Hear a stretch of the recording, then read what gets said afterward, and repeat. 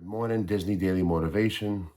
This morning I woke up like a spring chicken, but not always I do.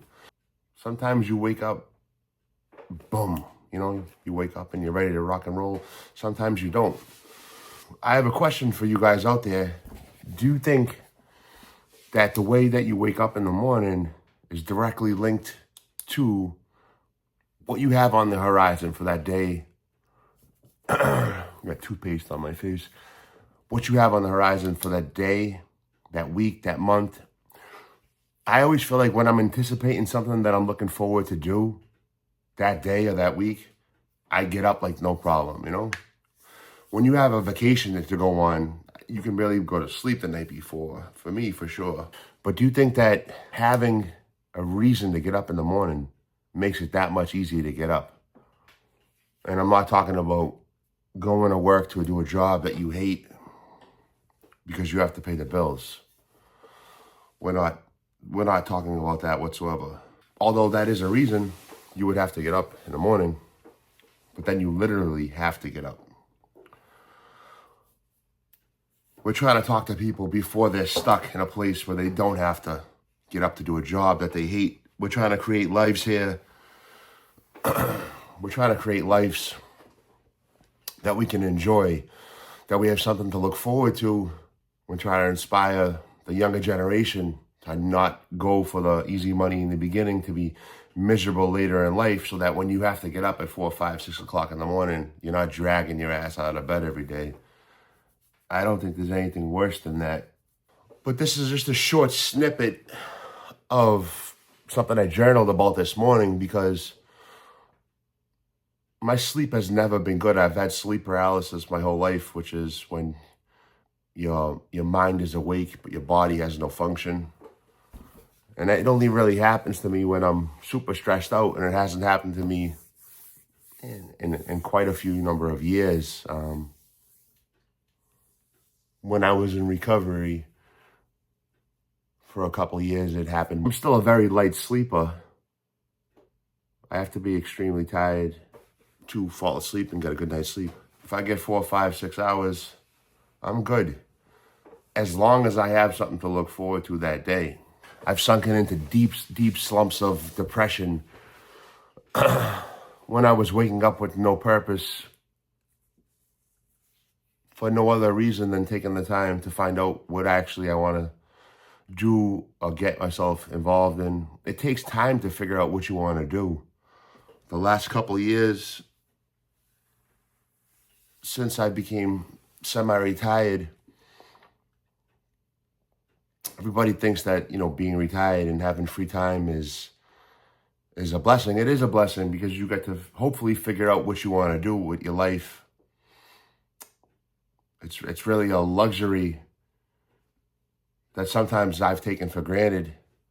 So I'm trying to be more mindful of that, of how I spend my time. I want to wake up with a purpose. I think everybody does.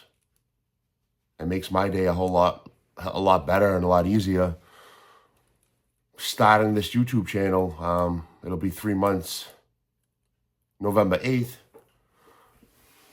It's given me a new sense of a look on life. It's given me a reason to explore aspects of my passions of reading, writing, journaling, and of human nature that I've loved my entire life in a more detailed way.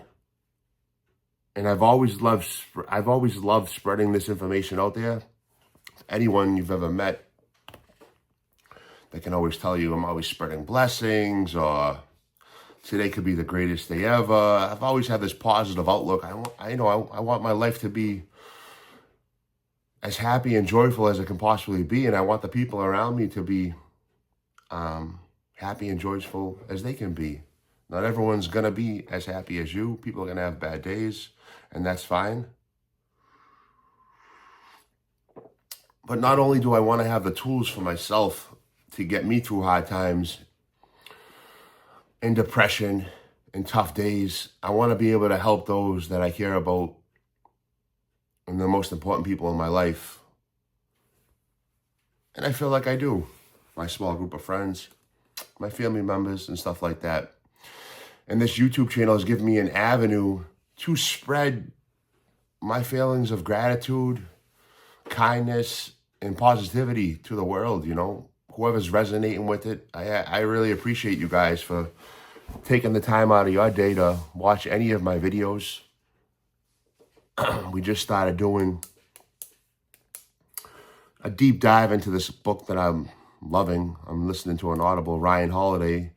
He has a collection of books that I'll be doing, just like I'll be doing a collection of the books on Robin Sharma and then Robert Greene at some point.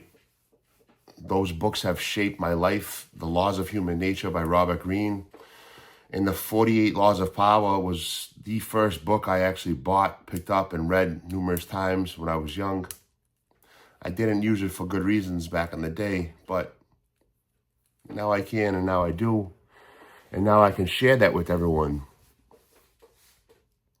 But the reason I made this video was because I was going to do a short video on how is your sleep affected by the things that you have the things that worry you at night. I guess that's another one. What worries you at night that keeps you up? Oh, I've had some sleepless nights before. But more importantly, when you wake up, when you get into your schedule of waking up and you have to be here, here, and here, do you find it easier to get out of bed when you're looking forward to what you have to come for that day?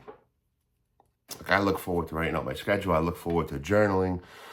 I look forward to hearing the coffee pot brewing at 3:30 in the morning. Today I got up at 4:30, so I was a little late, but, listen, you can't be nailed into a box, What do they say? You can't put a square peg in a round hole. You got to be flexible. Flexibility is very underrated in life. Today my day started an hour later, and there's nothing wrong with that. And we'll get it going. We're making this video right now, so we're already halfway there. Yeah, I'd like to know, anyone out there, how their sleep is affected by what is to come from your day ahead.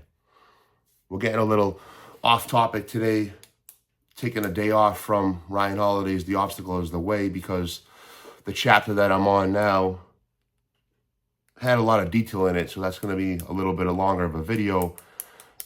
And I really want to break down some more of the information that was in there. Maybe later on today, I'll finish that video and give you another snippet of that book. I hope anyone out there that's been enjoying it. It hasn't been getting many views yet, but I haven't been posting many long format content on this type of topic. All my motivational videos have been short form. I'm hoping to make the transition. Well, I am going to make the transition. Let's not hope anything. Let's do it. We're doing it. And however long it takes, we're going to live, we're going to learn, we're going to go on this journey together.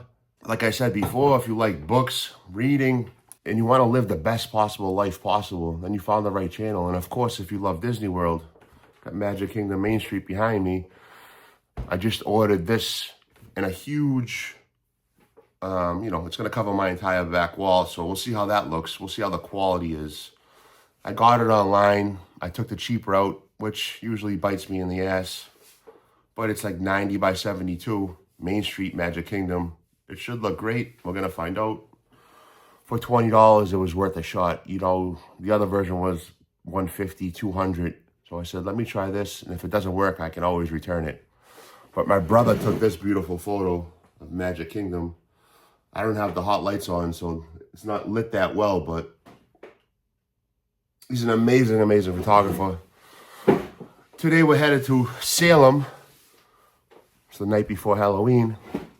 Maybe I'll get some filming out there. But back to what we were talking about, sleep. I want to know how your sleep affects your life. I know it's the biggest part of my life is my sleep. It's just as much as writing and reading. Everything's full circle, You have a good day and then a shitty night's sleep, the next day's messed up. It's one continuous loop. It's all about consistency and finding those daily habits that get you to that next level that you're trying to reach, or just to even maintain, as we know in fitness, just to maintain where you're at. It gets harder and harder each year. And some people sleep better than others. I would love to know some sleep techniques. I've gone the melatonin route. I've gone the no caffeine route. I cannot manage to do the not eating late at night route because I've been a binge eater in the past. And I like to have my last meal at 7, 8 o'clock before I go to bed. I like going to bed full. Otherwise, I won't get an ounce of sleep. But if anyone has any tips or tricks out there, chime in. I'd love to open up the dialogue on any of these topics related to this, related to a past video, or if there's a book out there that you would like some opinions on or a review, or you know a good book that maybe I should listen to myself and I should review, I'm totally open to that. I'm basically going down my wish list in Audible. I have about 10 or 12 books that I've ordered that I haven't read yet, and I'm going to do them one by one. And in between those, I'll go back to some of the classic ones that have truly shaped my life. Like I said, Robert Greene, Jordan Peterson, Ryan Holiday, Robin Sharma, Michael Singer. Michael Singer's book's a deep, deep book. I don't know if we're ready for that one yet. 2 of my friends put me onto that book, and it's a heavy book. That book, got me through a tough patch in my life a couple of years ago. So shout out to them if you're listening. Thank you again for your support in my time of need. It's in my heart, my friends. All right, well, this is a short one. Guys, I'm Franco with Packed and Ready to Go. Remember to stay humble, stay blessed, and stay grateful. It's 5 o'clock in the morning. Don't forget to call your mother. More importantly, have a nice day, guys.